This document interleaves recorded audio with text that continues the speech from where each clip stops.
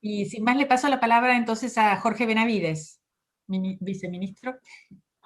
Buenas tardes, profesora. Muchas gracias por la invitación. Un cordial saludo a la profesora Fugia, así como a la profesora Salazar de la Fundación Konrad Adenauer, así como de la Corte Constitucional por esta cordial invitación. Esclarecedor ciertamente escuchar al profesor Claudio y a la profesora Natalia. Son autoridades, son referentes en el ámbito de la libertad de expresión, del derecho internacional de los derechos humanos, y más adelante, por supuesto, escucharemos al colega español y al profesor Uprimi. Básicamente, puedo decir que luego de las intervenciones de los colegas, en Ecuador ha pasado un fenómeno distinto, en la medida en que tiempo atrás se dio una especie de persecución a la protesta ciudadana. De hecho, hubo varios trabajos publicados por profesores, hombres y mujeres en el país que daban cuenta de la utilización inadecuada de tipos penales abiertos para criminalizar la protesta social. Y en ese contexto diríamos que se produjo en el año 2015 una modificación a la Constitución del Ecuador para que las Fuerzas Armadas participen en tareas del control interno, no solo cuando se dicte un estado de excepción.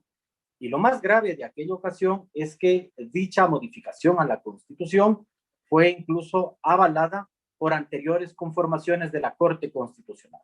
Con lo cual, establecer la posibilidad de que las Fuerzas Armadas puedan participar en tareas de control interno cuando ellos, como bien se conoce estructuralmente, tienen una formación distinta, destinada básicamente a la protección de la seguridad del Estado, representó el colofón del uso inadecuado de la fuerza excesiva para reprimir las protestas y en esta visión de criminalizar la protesta ciudadana. Afortunadamente, esta modificación constitucional, que como digo, tuvo incluso la quiesencia de anteriores conformaciones de la Corte Constitucional, posteriormente en el año 2018 fue declarada inconstitucional. Y fue declarada inconstitucional porque, como señala nuestra Constitución, las tareas de la Policía Nacional se enmarcan dentro del contexto interno, mientras que se reserva, como es lógico en cualquier marco constitucional de nuestros días, la función del control de la seguridad del Estado a las Fuerzas Armadas. Y por otro lado, por supuesto, contrario a todos los estándares del derecho internacional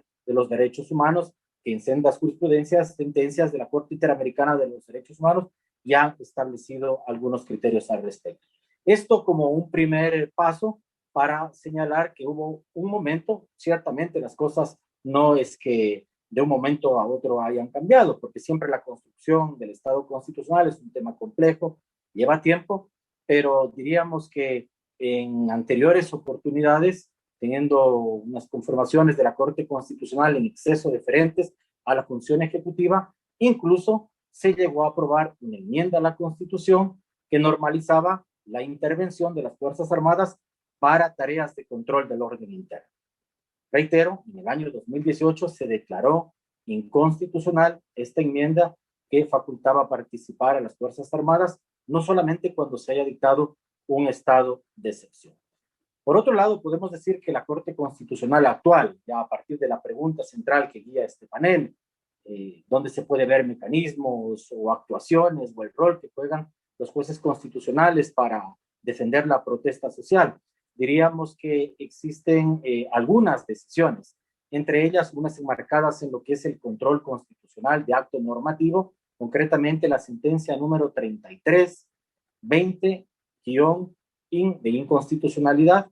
del año 2021, en donde en esta 33-20-in declaran inconstitucional un acuerdo ministerial emitido por el ministro de Defensa que tenía como finalidad regular el uso progresivo de la violencia, de la fuerza por parte de las Fuerzas Armadas en tareas de control interno. Entre otras cosas, esta sentencia es importante porque incorpora algunos estándares del derecho internacional respecto a los principios de legalidad, absoluta necesidad, proporcionalidad, humanidad, la debida justificación que debe tener determinados contextos del uso progresivo de la violencia y sobre todo de la fuerza, digamos, y sobre todo tener en claro de que esta decisión de la Corte supuso declarar inconstitucional este acuerdo ministerial porque violentaba una de las garantías básicas de los derechos constitucionales y de la supremacía constitucional, como es la reserva de ley orgánica. Hace un momento escuchaba a la profesora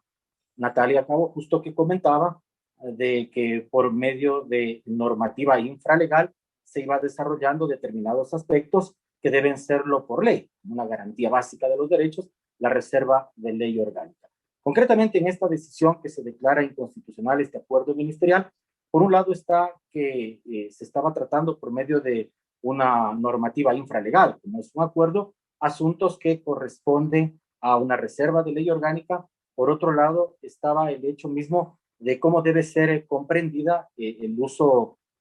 proporcional que debe ser, incluso de la fuerza utilizado por las fuerzas de seguridad, sea la Policía Nacional o la misma Fuerzas Armadas, cuando se declara un estado de excepción. La única posibilidad de que puedan participar en tareas complementarias, dice el texto constitucional, y la Corte ha desarrollado extensamente esta idea, es en tareas de complementariedad, siempre sujetas a la autoridad del primer mandatario, una autoridad civil, y siempre enmarcadas dentro de las causales que establece la Constitución para declarar un estado de excepción. Afortunadamente se tiene control constitucional de los estados de excepciones que convive con un control político a cargo de la legislatura para ver tanto si las medidas en el ámbito formal y material se adecuan a lo que dice la Constitución y los tratados internacionales de derechos humanos suscritos por el Estado ecuatoriano. Y entre otras cosas, señala respecto al control de potenciales protestas y estas cosas, bueno, que básicamente el derecho a la protesta pacífica es un derecho constitucional reconocido por todos los marcos constitucionales de hoy en día, y que cuando tuviese que existir probablemente alguna intervención de las Fuerzas Armadas para controlar, sería cuando no se trate de una manifestación pacífica, pero incluso cuando hubiese potenciales brotes de violencia, que las Fuerzas Armadas actúen en complementariedad con la fuerza pública, en este caso la Policía Nacional, y siempre sometidas a aquellos principios constitucionales y a los estándares de manejo adecuado y racional de la fuerza para contener estos especiales brotes. Y bueno, y por otro lado también reconoció, al igual que se ha hecho ya en una serie de tribunales y cortes, de que no se trata de que tenga que existir una autorización previa de alguna entidad pública, es un derecho humano que se conecta con la libertad de expresión y en su dimensión colectiva con el derecho de reunión y de protesta pacífica. Por otro lado, me llama la atención favorablemente también varios pronunciamientos de la Corte Constitucional en estos tiempos de pandemia.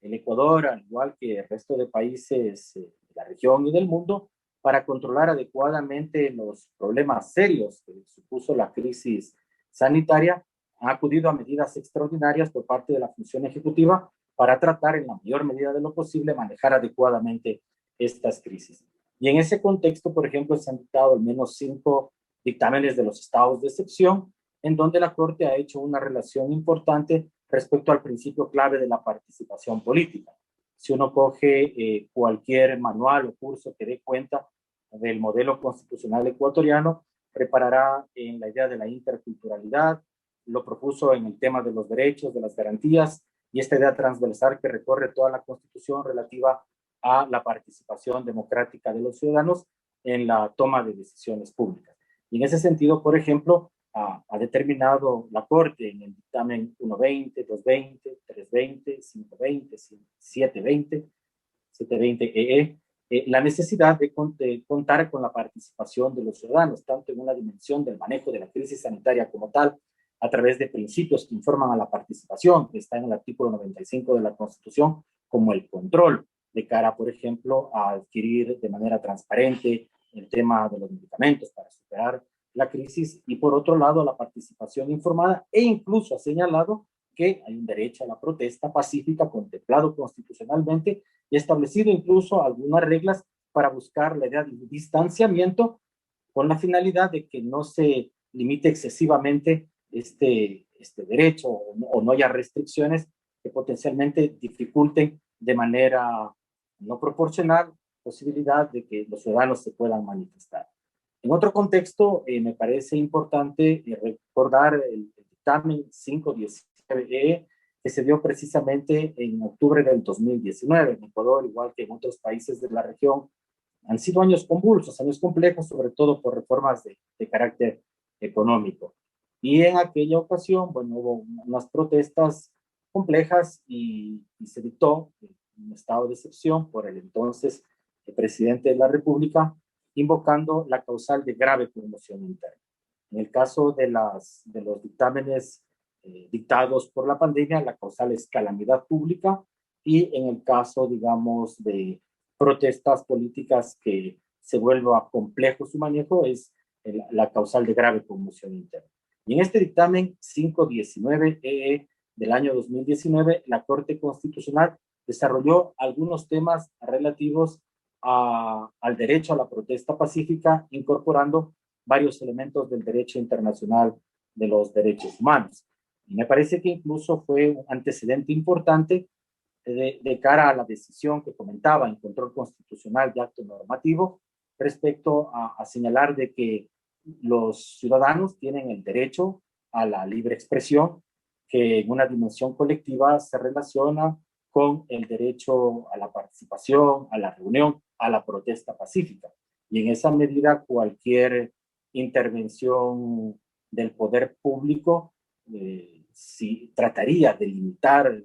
este derecho, y no hay una debida justificación, sería arbitrario. Y bueno, y se acoge a estas dos finalidades que perseguiría la Corte de cara a la protección adecuada del derecho a la protesta pacífica. Y con esto voy concluyendo. La primera, de proteger a las personas que están haciendo uso de este legítimo derecho de expresarse, de intercambiar ideas, sus contenidos. Y segunda, evitar que por parte de los poderes públicos puedan haber intervenciones que dificulten el ejercicio pleno de este derecho.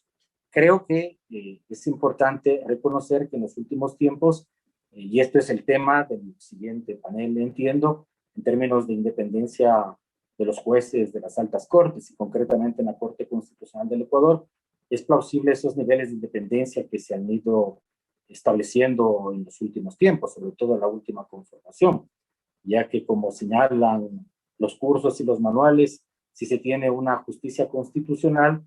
que no es independiente del poder político y puede avalar cualquier decisión que sea muy discutible en términos del respeto de la fuerza normativa de la Constitución, de los derechos, de las garantías, le causa un daño más grave que la inexistencia mismo de órganos de control constitucional. Y en esa medida, entonces, probablemente, con esto concluyo, habría que, en esa línea, que la Corte dé mayor seguimiento a aquellas disposiciones que ha establecido para el cumplimiento efectivo de las medidas que ellos en las